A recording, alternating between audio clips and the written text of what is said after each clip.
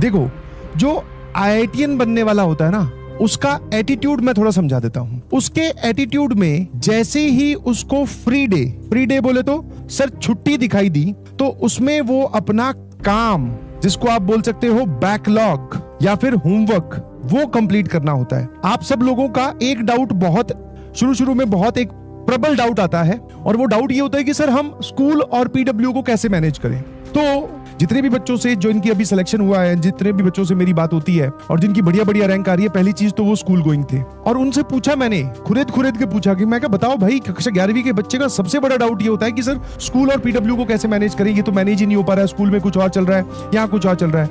तो उनने ये बात बोली कि सर हम स्कूल में ही PW का काम ले जाते थे। शुरू में टीचर्स हमें डांटते थे, बोले ये अलाउड नहीं है, बट धीरे हमने टीचर्स को समझाया, टीचर्स भी मान गए। फिर कभी हम स्कूल से छुट्टी कर लेते थे। जिस दिन छुट्टी वाला वक्त होता था सर, हम उस छुट्टी वाले वक्त को बहुत प्रॉपरली यूटिलाइज करते थे। ठीक है, मैं आपको रील देखने से, खेल कूदने से और मूवी देखने से या घुमाई से मना नहीं कर रहा हूं, बट इन सब टास्क के साथ साथ पैरेलल एक टास्क एग्जिस्ट करता है जिसके लिए आप और हम यहाँ इकट्ठे हुए हैं, वो है IIT JEE की पढ़ाई। तो पूरे दिन की छुट्टी थी, मेरे ख्याल से 5, 6, 7 घंटे तो आराम से पढ़ा जा सकता था। फिर बाकी 4-5 घंटे या 2-3 घंटे आप एंजॉय भी कर सकते थे। तो इसी को बोलते हैं टाइम मैनेजमेंट। समझ में आया कि नहीं समझ में? इसी को क्या बोलते हैं? Time management. समझ गए? और ये बच्चा जो करना सीख गया, बिलीव मी, जीत गए आप। आपको जोन स्विच करना आना चाहिए। मैं आपको एक छोटा सा किस्सा बताऊं, क्योंकि शुरू में आपको क्या है, IIT JEE की ट्रेनिंग देने के लिए आपको बहुत सारी बातें सिखानी पड़ेगी। Apart from syllabus, apart from questions, ये बातें भी मेरा ही काम है आपको बताना।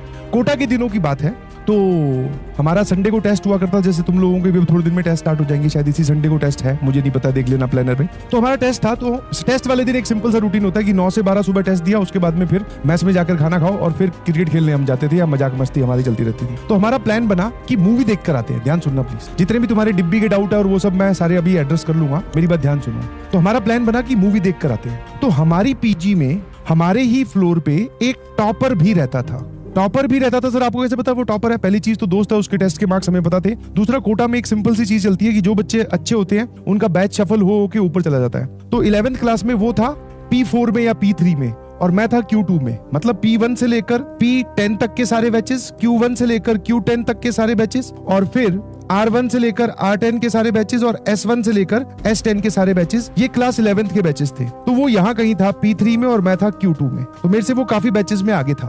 तो हम सब लोगों का प्लान बना कि भैया आज मूवी देख के आएंगे। मूवी आई हुई थी, आप लोग जानते होंगे, दैट इज 2012। ठीक है, देखना, जिसमें पूरी धरती का विनाश दिखाया है। ये बात मैं हर साल ये इंसिडेंट शेयर करता हूँ, बिकॉज ये इंसिडेंट मेरी लाइफ में, मेरी JEE जर्नी में एक मूवमेंट चेंजर या गेम चेंजर डिसाइड हुआ। तो हम लोग वो मूवी देखने गए थे 2012। ये बात 2012 की नहीं है, ये बात शायद 2009 की है या 7 की है या 8 की है, जब ये फिल्म शुरू आई थी। उस मूवी को भैया प्लान बना हमारा, देख के आते हैं सब लोग। उसमें वो टॉपर भी इंक्लूडेड। अब आप इस बात से रिलेट कर पाओगे कि यार सबसे ज्यादा पढ़ने वाला लड़का जो टॉपर है, अगर वही मजाक मस्ती के मूड में है, तो सर हम तो सबसे पहले कॉपी को लात मारते हैं। बोले यही नहीं पढ़ रहा तो हम क्या पढ़ के करेंगे। ये हम सबका एक अंदर से बोलते हैं ना, काम चोरी वाली फीलिंग होती है। तो जैसे ही उसने हाँ भरी, भाई साहब PG के हमारे जितने भी उस फ्लोर पे लड़के थे, हम सारे तैयार, 5-7 लोग तैयार हो गए। बोले आज मूवी देख के आएंगे भाई। फिर हमने ऑटो बुक किया, है ना, क्योंकि उस टाइम पे सिनेमा हॉल काफी दूर हुआ करता था, ऑटो वाले बहुत पैसे लेते थे। तो सबने ऑटो बुक किया, शेयरिंग में बैठ गए, ऑटो के अंदर लदे पड़े 8-10 लड़के। बोले कहाँ जाना है भैया? बोले मूवी देखने। उसी ऑटो वाले को बोला कि भाई वहां से है ना, वो जो सिटी मॉल है कोटा में, वो उस टाइम पे बहुत दूर हुआ करता था, शहर से बाहर। जो लोग कोटा के हैं वो रिलेट कर पा रहे होंगे, है ना। तो वो बाहर हुआ करता था। तो उसी ऑटो वाले को बोला भाई वापस फिल्म खत्म होती है, हमें हॉस्टल भी पहुंचा देना, अपने PG भी पहुंचा देना। पता चला वहां से ऑटो ना मिले, पैदल आ रहे हैं। तो मूवी देखने गए, और उतने ही लिमिटेड पैसे हुआ करते थे, आने जाने का किराया प्लस मूवी की टिकट। मूवी की टिकट थी शायद 90 रुपए की उस वक्त। हमने मूवी देखी, सब लोग एक ही रो में बैठे हैं, भाई साहब मजे ले रहे हैं। अपने आप को पूरा एकदम पढ़ाई से कट कर लिया, अब थोड़ी देर एंजॉय करेंगे। दिमाग खाली रख के एंजॉय करना चाहिए, ज्यादा अच्छे से एंजॉय होता है ना। तो हम सारे पहुंच गए, और मूवी बड़ी खतरनाक उस टाइम की, अगर आप बोलो ना, VFX और ये सब डाल के बहुत खतरनाक मूवी बनाई थी, जिसमें शहर के शहर तबाह हो रहे हैं, पानी में बह जा रहे हैं। ठीक है, और पता नहीं बहुत जोरदार फिल्म थी। तो वो हमने मूवी देखी, और इतनी खतरनाक थी कि वो जैसे होता है ना कि आप सीट पे रिलैक्स होकर मूवी देखते हो, नहीं भी हम आगे होके देख रहे थे, पहली बार ये सब चीजें देख रहे थे भाई साहब। और मन ही मन में आपस में अपनी बुद्धि की बातें कर रहे हैं कि इन्होंने यार कौन सा शहर डुबाया होगा। चलो ये तो ठीक है, उसमें इंडिया में सिर्फ हिमालय वाले पार्ट में पानी आता हुआ दिखा है, मगर अपने बच गए, अपने तो राजस्थान में है। ऐसे नहीं पता कि वो मूवी है, एक्चुअल में ऐसा कुछ नहीं हुआ। और उसमें ये भी बताया था कि 2012 में दुनिया तबाह हो जाएगी। तो हम लोग भैया पढ़ाई छोड़ चुके। मैं यार 2012 में जब दुनिया ही तबाह हो जाएगी तो अपने पढ़ के कर क्या रहे हैं, ये नहीं समझ में आ रहा। मतलब काफी रिलेवेंट डिस्कशन जिसको आप बोल सकते हैं कि जो सेम ऑरा के जो लोग होते हैं वो क्या डिस्कस कर सकते हैं, हम वही डिस्कस कर रहे थे। मूवी खत्म हुई, वापस हॉस्टल जाने की बारी आई। तो वापस उसी ऑटो वाले को वो भैया वहीं बैठे थे, उनको लिया, हम आ गए अपने पीजी में गेट बंद, 10 बजे बंद हो जाता है, मूवी खत्म हुई थी 12:30 बजे। एक एक करके 8 लड़कों ने जंप की है दीवार, छोटी सी दीवार थी, अंकल को पता ना चले, ग्राउंड फ्लोर पे रहते हैं, आराम से सीढ़ियों से ऊपर गए। ऊपर जाने के बाद में किसी ने भी अपने रूम का लॉक नहीं खोला, सब लोग बाहर, जो पीजी में बाहर इस तरफ बालकनी होती है, यहाँ सबके कमरे थे ऐसे करके, यहाँ बालकनी में इकट्ठे हो गए। पोस्ट मूवी डिस्कशन भी तो है, वो भी तो करना है, जिसको अपने बोलते हैं बकैती, है ना।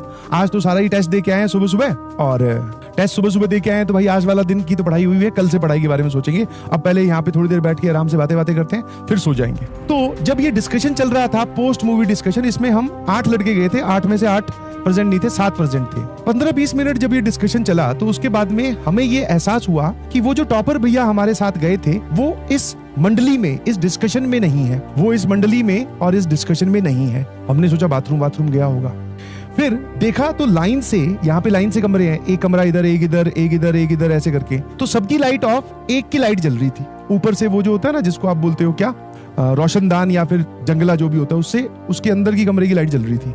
भाई साहब, आज तो टॉपर ने मूवी देखने में हाँ भरी हुई थी, सब उसके रूम पे खड़खड़ा रहे हैं, बोले भाई ये क्या तरीका है, पढ़ क्यों रहा है, क्या कर रहा है। तो उसका गेट खुला ही था, बस थोड़ा सा खुला तो खुल गया गेट। अब ये था टर्निंग पॉइंट, ध्यान सुनिएगा प्लीज। मैंने देखा कि वो इंसान आते ही अपने स्टडी टेबल पे बैठा था, और हम सब लोग क्या कर रहे थे, हम मूवी वो भी देख के आया, मूवी हम भी देख के आए। पेपर के बाद में टाइम पास उसने भी किया, पेपर के बाद में टाइम पास हमने भी किया।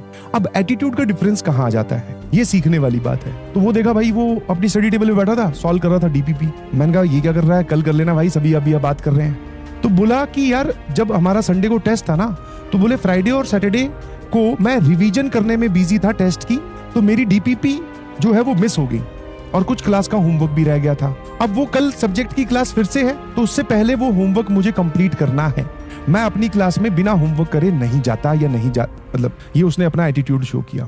मैंने कहा अब आजा बात कर लेते हैं। बोले नहीं, अब मूवी देख तो लिए, उसके बाद में टाइम पास करने का क्या फायदा। बोले आप लोग कर लो, मैं तो ये होमवर्क करूंगा। तो भाई साहब, उसकी वो बात सुनकर मुझे समझ में आया कि what is called as zone switching. जिस जोन में आप हो, जिसमें आप एंटर करे, आपने मूवी देख के आना है, दोस्तों के साथ मजाक मस्ती करनी है, घूम के आना है, या जो भी है, वो टाइम पीरियड आपने अपने आप को असाइन किया, वो जैसे ही खत्म हो, अब उसके बाद में पढ़ाई करने बैठ जाओ, जो कि आसान टास्क नहीं है, क्योंकि जोन स्विच करना सबसे डिफिकल्ट टास्क है। क्योंकि एक बार हम मजाक मस्ती के जोन में चले जाएं, तो उसके बाद में गिल्ट महसूस जब तक नहीं होता, तब तक हम वहीं पर डले रहते हैं। बोले चलो ठीक है, कल देख लेंगे। तो उससे भाई साहब तुरंत सीख ली, तुरंत अपने ने यहाँ से डिस्कशन में से पार्टिसिपेशन कट किया। 2-4 लड़के यहाँ खड़े थे, कुछ 2-4 अपने अपने रूम में जाकर कुछ सो गए, कुछ पढ़ने लग गए।